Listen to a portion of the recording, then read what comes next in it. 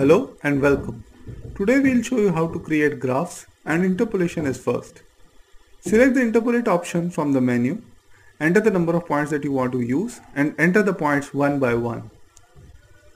Select the scale, the x minimum, the y minimum, etc., the increment, and you have the graph. Now we'll go on to approximation. While moving from interpolation to approximation, it will ask you whether you want to use the same data. If you want to use the same data, you can press yes and the graph is there. If you want to use a different set of data, then select approximate once again and again enter the number of points and the points one by one.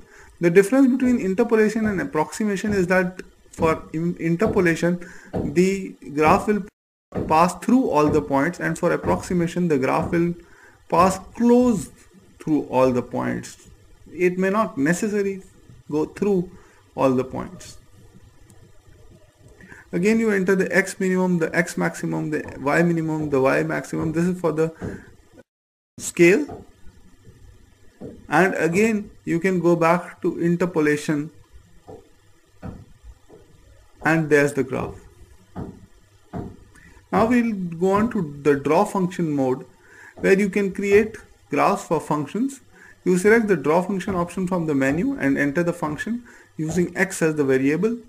You enter the range for which you want the graph to be plotted for the x values and the increment for moving from x1 to x2, and you can zoom the graph. Now we'll show you how you can enter parametric equations. Select the parametric equation option and then again select the draw function mode. Here you can enter the function, but the key difference is that instead of using t as the parameter, you have to enter x as the parameter. No big difference.